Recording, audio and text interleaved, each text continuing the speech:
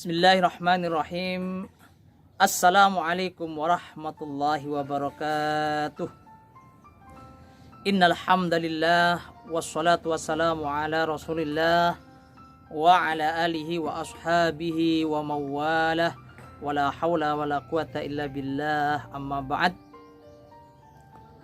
Kaum muslimin dimanapun Anda berada, kajian kita pada kesempatan kali ini kita mulai surah Al-Baqarah setelah kita selesai mengkaji tafsir surah Al-Fatihah.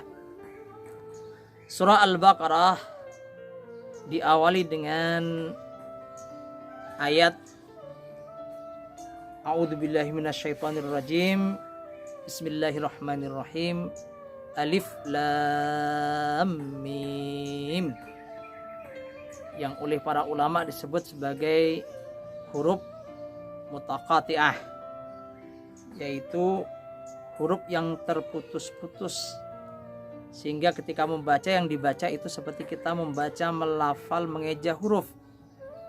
Alif Lam Mim, bedanya pakai tajwid, pakai makhraj, kemudian pakai panjang pendeknya, sehingga misalnya ketika alif lam mim shad, maka ketika kita membaca panjang pendeknya diperhatikan, kemudian makhrajnya kalau qalqalah ya qalqalah seperti shad, kalau ada ikhfa ya dibaca ikhfa, ya kalau itu idgham ya dibaca idgham. Itu cara membaca huruf mutaqatti'ah di awal surat. Adapun mengenai maknanya alif lam mim, jumhurul mufassirin, kebanyakan para mufassir tidak menafsirkan maknanya. Wallahu a'lamu bimuradihi, hanya Allah Subhanahu wa taala yang mengetahui tentang maknanya. Karena Nabi Muhammad SAW pun tidak pernah menafsirkannya. Tapi dalam tradisi bahasa Arab, ungkapan-ungkapan seperti itu biasanya untuk litanbih, untuk menarik perhatian sebelum menyampaikan satu hal yang lain yang lebih penting. Hingga ketika orang Arab itu ada ungkapan yang aneh, ungkapan yang menarik perhatian, kemudian mau memperhatikan apa yang akan disampaikan oleh Al-Quranul Karim. Ini bagian dari gaya komunikasi Al-Quran dalam bahasa Arab, karena Al-Quran memang diturunkan dengan menggunakan bahasa Arab. Alif Lam Mim, Allah yang maha tahu tentang maknanya, sehingga kita hanya bisa memahami apa yang diterangkan oleh para mufassir, bahwa alif lam mim tidak ada makna secara spesifik, tapi alif lam mim memiliki fungsi untuk menggugah kita, untuk menarik perhatian kita terhadap apa yang akan disampaikan oleh Al-Quranul Karim. Dzalikal kitabu la raiba fihi hudal lil muttaqin. Dzalika, ini isim isyarah. Dzalikal kitabu, kitab ini. Mungkin bagi yang sudah paham bahasa Arab ada sedikit pertanyaan. Mengapa kata dzalika yang dalam bahasa Arab itu umumnya diartikan itu, tapi dalam terjemahan dan dalam tafsir diartikan ini? Dzalikal kitabu, kitab ini.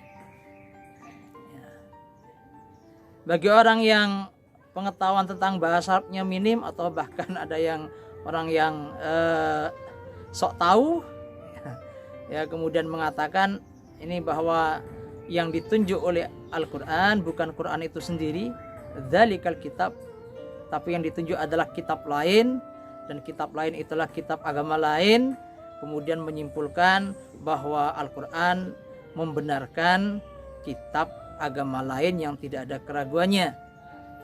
Tentu bagi orang awam mungkin bisa terpengaruh, tapi Al-Quranul Karim datang dari zat yang maha sempurna, yang maha hakim, yang maha detail. Dan bagi orang yang ingin tahu tentang makna Quran, maka harus belajar bahasa Arab. Dalam ilmu bahasa itu banyak ragamnya, tidak hanya mufradat, kosakata biasa, tapi ada juga ilmu balaghah, ada juga ilmu ma'ani, ada juga ilmu badi' dan lain sebagainya. Kata dzalika dalam bahasa Arab itu bisa bermakna bukan itu, tapi memiliki fungsi li ta'zim. Dzalikal kitabu, maka terjemahannya bukan kitab itu, tapi kitab ini. Hadzal kitab, karena yang ditunjuk adalah Al-Quran itu sendiri. Hadzal kitab, dzalikal kitabu la raiba fi, kitab ini tidak ada keraguan di dalamnya. Jadi bukan kitab itu, tapi Al-Quranul Karim. La raiba fih, tidak ada keraguan. Lalu mungkin ada lagi yang pertanyaan agak sedikit nakal. Kok bahasa Arab tidak konsisten ya? Ini tidak perlu susah-susah menjawabnya. Semua bahasa punya tradisi, punya budaya masing-masing. Dan itu tidak hanya ada di bahasa Arab, di bahasa kita juga sama. Ketika kita bertemu dengan orang yang lebih tua, kepada atasan, kita menulis surat itu kami. Padahal kami itu kaidah normalnya, kaidah umumnya kami itu menunjukkan orang banyak. Tapi mengapa kita mengatakan kami?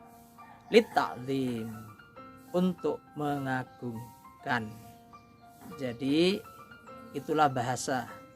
Maka ta'allumul lughah al-arabiyyah wajibun liman yuridu ayyafhamal Qur'an. Belajar bahasa Arab itu wajib bagi orang yang mau memahami Al-Quran secara benar. Jadi, terutama bagi orang yang mau menafsirkan, yang mau memberi taklim, pengajaran kepada orang lain. Ya. Dzalikal kitabul la raiba fi. Al-Quran, Allah menyatakan dzalikal kitab, kitab ini, Al-Quran ini la raiba fih, tidak ada keraguan. Apa itu ragu? Ragu itu sesuatu yang tidak menenangkan. Ya. Ragu itu bimbang. Benar nggak sih? Ya. Jadi Quranul Karim itu tidak ada keraguan. La raiba fih, tidak ada keraguan. Baik dari segi datangnya dari Allah, bahwa Quran itu datang dari Allah, dan Quran itu satu-satunya kitab samawi yang terverifikasi, teruji keasliannya. Karena Allah sendiri Subhanahu wa taala yang menjamin, inna nahnu nazzalna dzikra wa inna lahu lahafidun. Kamilah yang menurunkan Al-Quran dan kami yang akan menjaganya. Jadi Al-Quranul Karim itu tidak ada keraguan bahwa ia datang dari Allah. Sudah banyak yang mencoba untuk istilahnya mengacaukan alam pikiran umat Islam, mencari kesalahan sejarah, bukti-bukti bahwa Quran tidak orisinil, tapi tidak berhasil. Karena Quran itu turun sejak dari malaikat Jibril kepada Nabi, kemudian oleh Nabi diperintahkan untuk dihafal dan ditulis, itu terverifikasi, kemudian sampai zaman dikodifikasi, ya. Dan kemudian Quran dihafal oleh ribuan jutaan manusia sampai sekarang, dan kalau ada kesalahan sedikit pun bisa dikoreksi. La raiba fi, tidak ada keraguan bahwa dia datang dari Allah. La raiba fi, Quran tidak ada keraguan tentang berita-beritanya, tentang informasinya, bahwa apa yang disampaikan oleh Al-Quran itu adalah hak, adalah benar. Tentu karena terkait dengan keyakinan tentang hal yang belum terjadi, itu menjadi muskilah, menjadi permasalahan bagi kebanyakan manusia, ya.